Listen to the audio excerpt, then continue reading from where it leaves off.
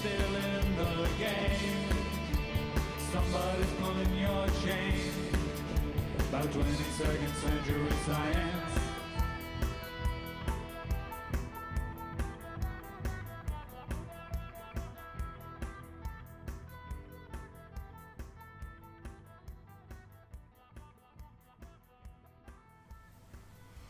Hello and welcome to 22nd Century Science. My name is Paul Westron.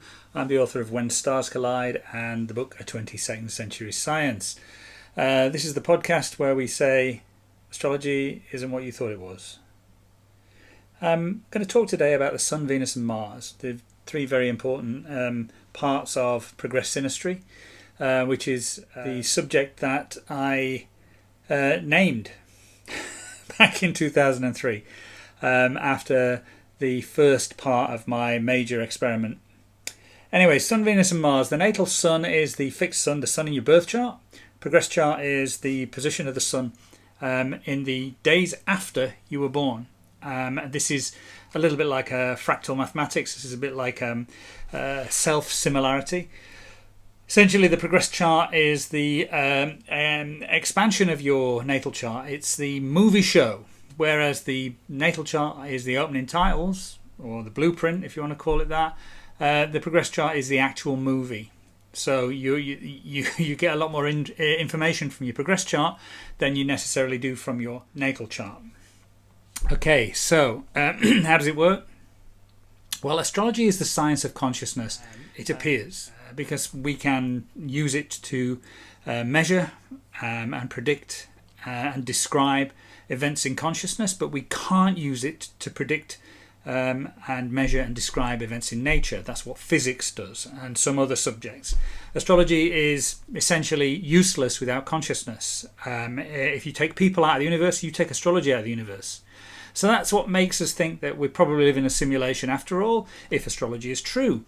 Now, one of the reasons why that might be controversial is that we haven't had massive numbers of people suggesting that astrology is true. And that's mainly because of experimental outcomes. There are a couple of episodes in this podcast series where you can actually find out why that is the case. I'll not labour the point too much, but basically, essentially, we live in a simulated universe. Or if we live in a simulated universe, then astrology is far more likely than if we live in a natural universe.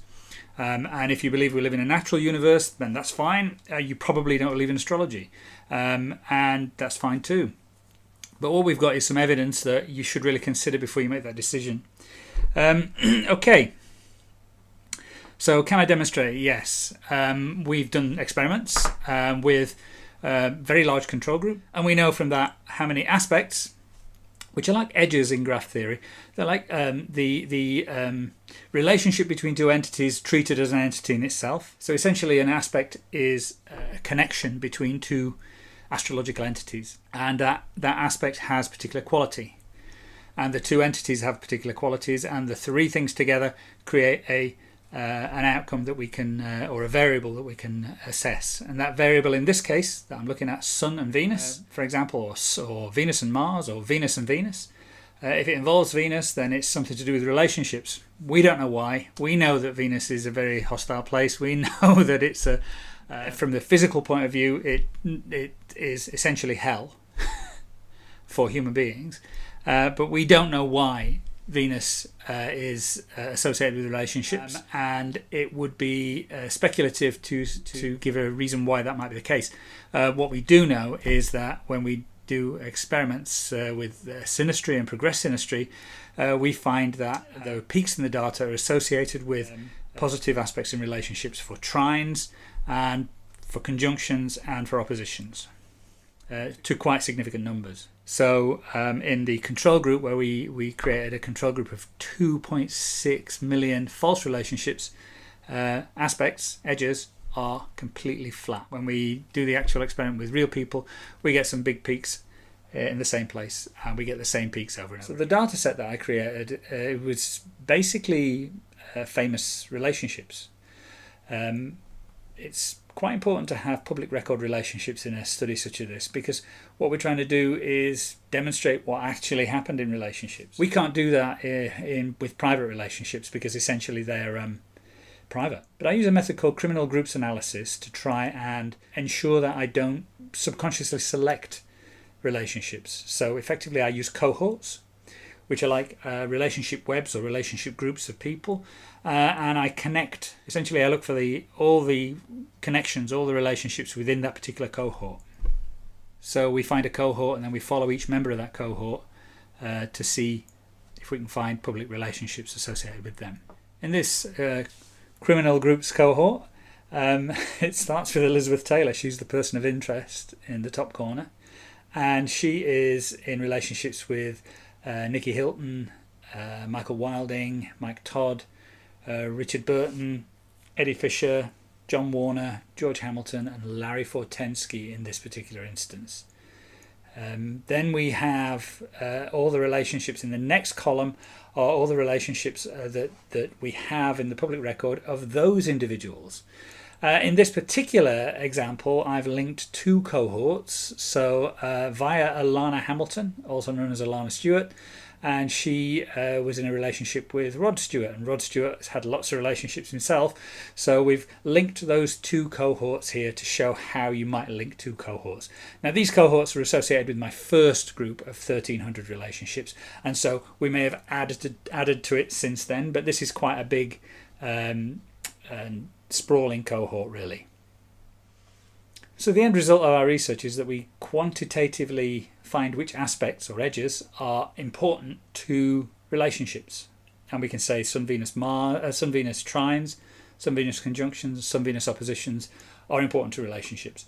We also appear to be saying that Sun Venus squares may be problematic. They don't stop you being attracted to each other, but qualitatively we can see lots of cases where they might be problematic. We call those a Romeo and Juliet aspect or star-crossed aspect.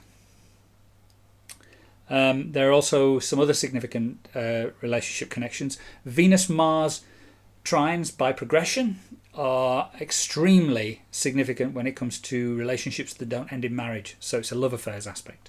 And there are also other significant aspects that are associated with relationships, but sometimes we can't see them straight away. We have to make changes to the data set in order to reveal them. We qualitatively look at relationship aspects using these collision graphs. They tell us the state of the aspect. So as it forms, becomes exact, and fades, often we can find correlations with relationship events.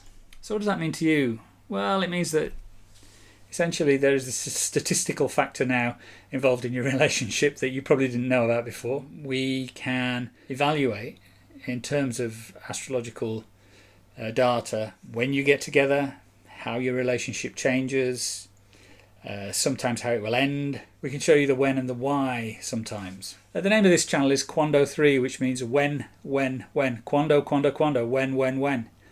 We can really show you three whens in this subject. We're only using 3 planets. But so the 3 whens are when you will become attracted to someone, when your relationship will change, and when you might have a moment of power in your life. That's a different subject, and that's the subject of episode 5 of these podcasts. Anyway, so essentially we can tell you some things about your relationship using progressed synastry. And what this is really useful for is if you've had a relationship in the past and it's ended and you don't know why, or you are confused by certain characteristics in your relationship. Progressed synastry can tell you something about that, because essentially it's giving you some information from a particularly subtle area of life, which is consciousness. I know this is quite controversial for some people, particularly astronomers, weirdly enough. But that's the conclusion that we've come to based on the evidence that we've turned up.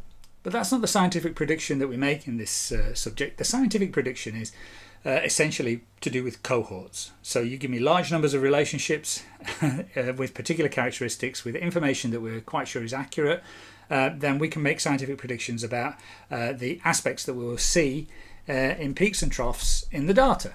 It's a fairly simple prediction. It doesn't predict individuals, it predicts large groups. But that's a start, and that's how all sciences start, really.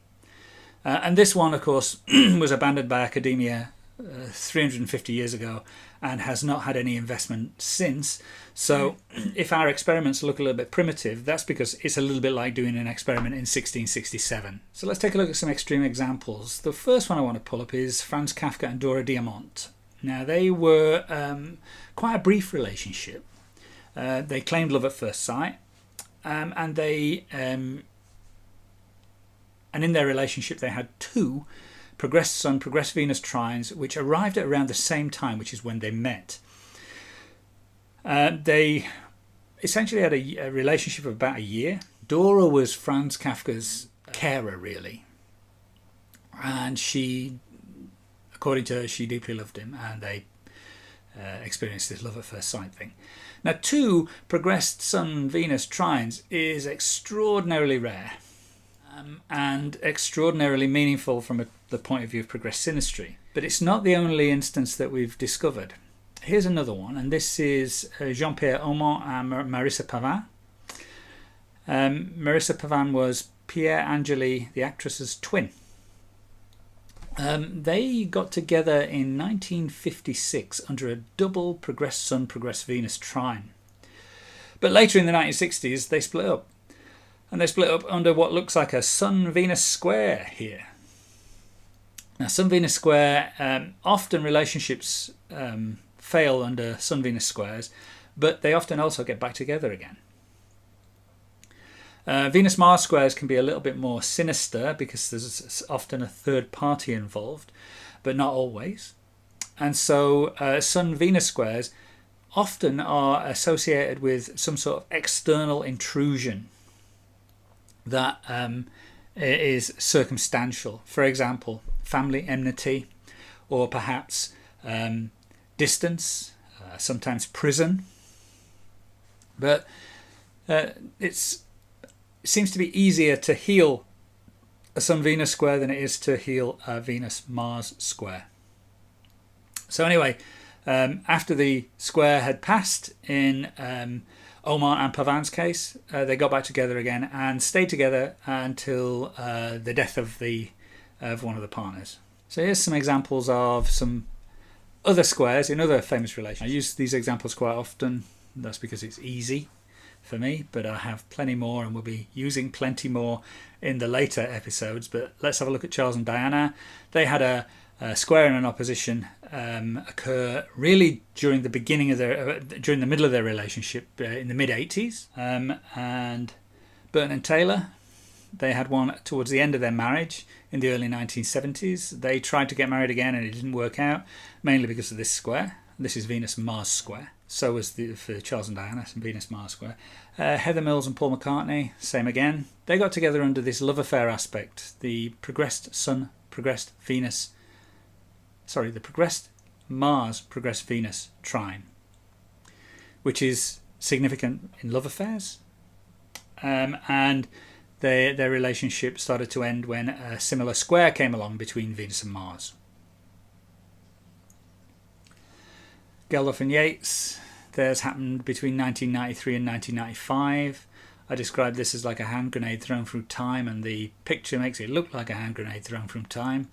And of course, here's Katy Perry and Russell Brand, another couple who lost each other during a Venus-Mars trine. So what can we do with this? Well, it's a very interesting technology, astrology. We can use it in lots of different ways. So, for example, the double Sun-Venus, progressed Sun-Venus trine, which is so rare, happens or can happen to people, but you just don't know who that person is. So our technology, or what this technology can do, is we can actually find that date for you. We can find the date of the person who would share a progressed Sun, progressed Venus trine with you at a particular point in time. So that's an interesting use of technology, and no one's thinking of this use of technology. No one's thinking about this as a way of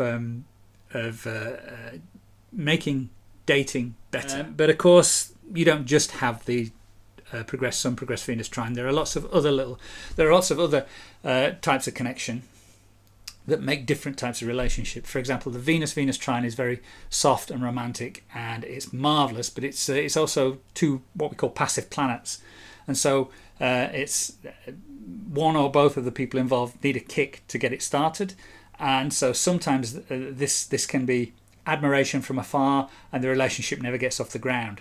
But that is, I must say, the Venus trine is the reason why this subject exists. I discovered it because I experienced it. So very few people are using this technology, and one of the reasons why is that astrologers didn't really think it was possible, and that's really because of an astrologer called Charles Carter, who, in Principles of Astrology, many decades ago, created a maxim, which was nothing can come to pass via the directed chart, which includes the idea of the progress chart, that isn't shown in the natal chart. The natal chart limits the progress chart inexorably. Well, we have many hundreds of cases of progressed planets acting independently of the natal chart. It's quite simply the fact that Charles Carter was wrong. So astrologers really need to come to terms with that, and I don't think many have yet, but eventually I'm sure they will.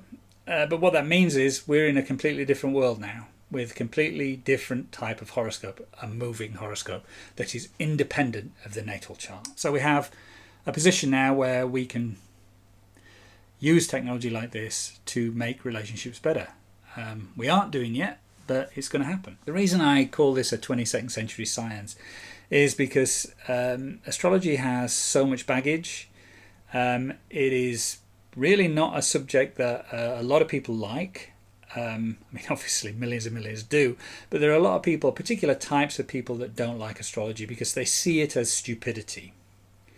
And they cannot understand how it could possibly work. Well, we've got a way of showing that it works now. We've got a theory of astrology, a scientific theory of astrology, which is associated really with the fact that it's a science of consciousness, not a science of nature. So it doesn't compete with physics on any level, really. But the other part of this is that it is actually quite interesting to do.